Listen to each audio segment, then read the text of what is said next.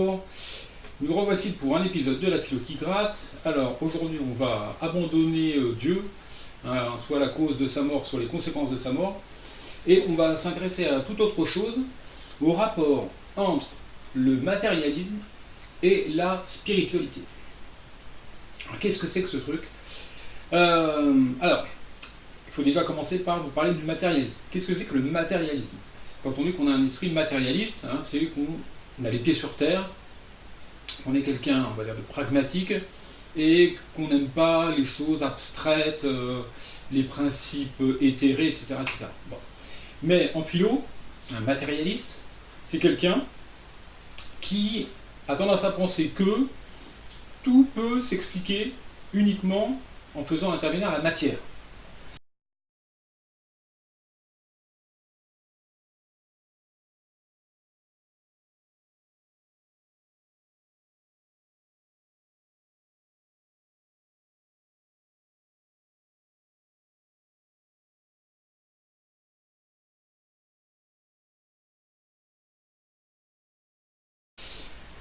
Alors, tout peut s'expliquer, c'est-à-dire, eh bien, par exemple, les idées. Longtemps, on a pensé que si on avait des idées, ça c'est évident, on a des idées, mais d'où viennent-elles? Longtemps, on a pensé que ça venait d'une chose justement assez abstraite, qui n'avait rien à voir avec la matière, puisque c'était l'âme.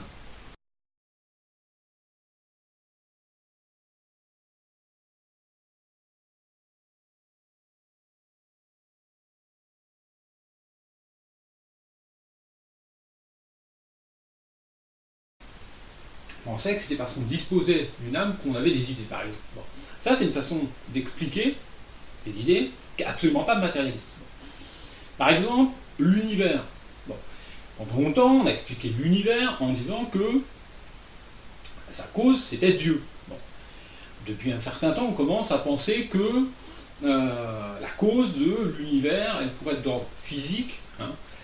Certains disent même d'ordre mathématique, mais on va rester aux causes classiques physiques, le Big Bang. Bon.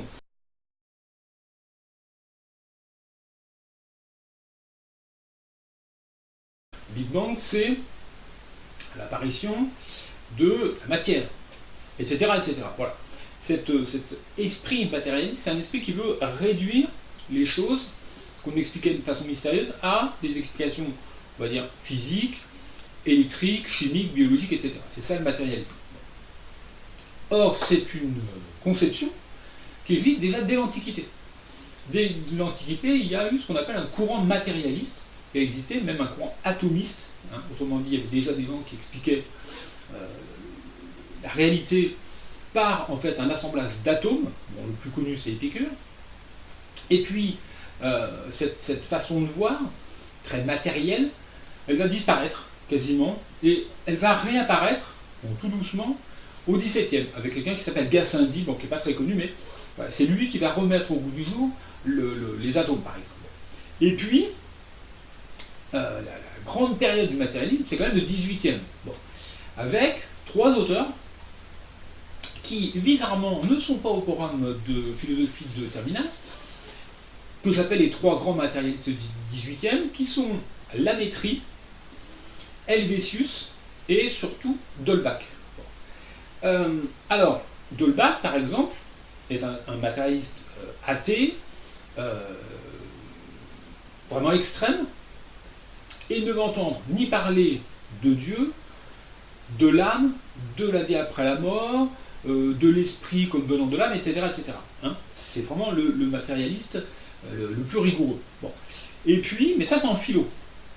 Et tout doucement, au 19e et au 20e, on va voir se répandre, en tout cas dans les sciences, vraiment un courant matérialiste. En philo, on va avoir en fait deux écoles. Hein. On va avoir quand même ce matérialisme qui va gagner du terrain, mais qui va être opposé, hein, tout le temps, 19-20e, à un autre courant, donc vraiment inverse, opposé vraiment au matérialisme, qu'on appelle le courant spiritualiste. Hein. Spirit, l'esprit, bon. Et eux refusent l'explication matérielle, matérialiste ou la réduction de la réalité à de la matière. Donc ils continuent à parler d'esprit, pourquoi pas d'âme, etc. etc. Et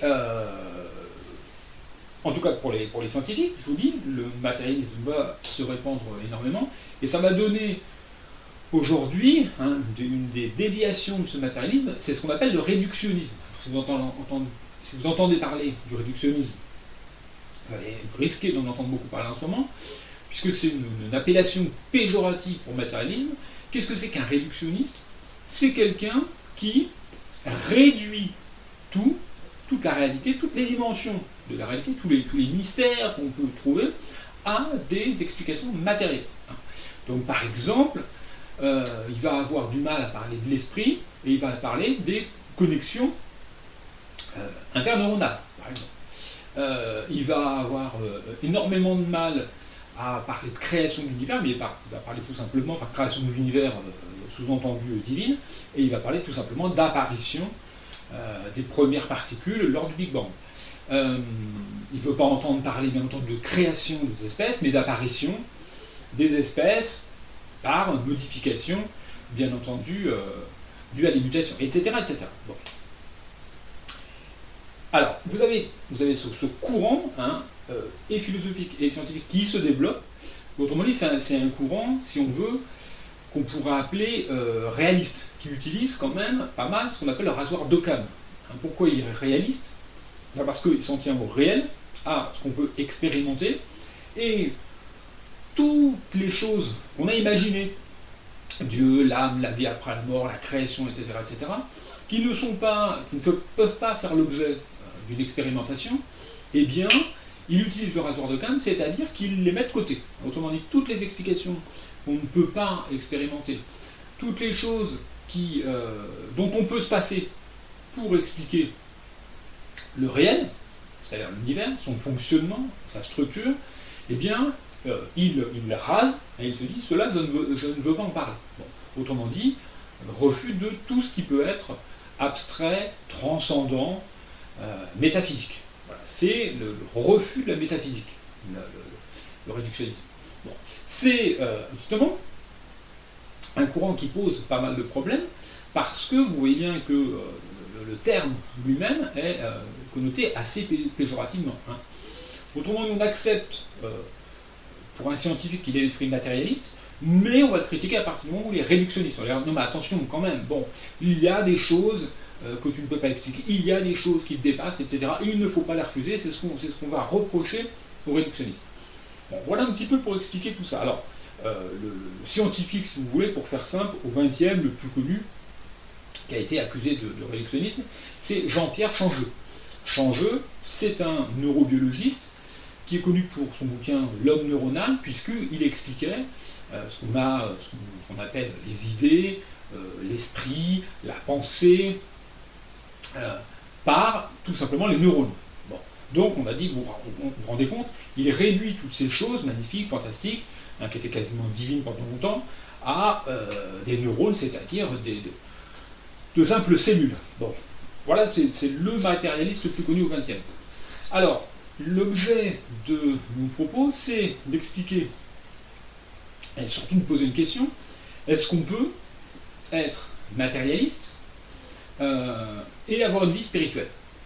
Ou est-ce que le matérialisme amène directement de toute façon au réductionnisme, c'est-à-dire à une vie qui est réduite à des choses matérielles, et qui donc interdit, hein, l'intervention de toute transcendance, l'intervention de tout principe abstrait. Et il me semble que on peut répondre non, en fait.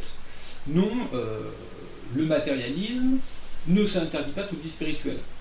Et la grande question, c'est pourquoi?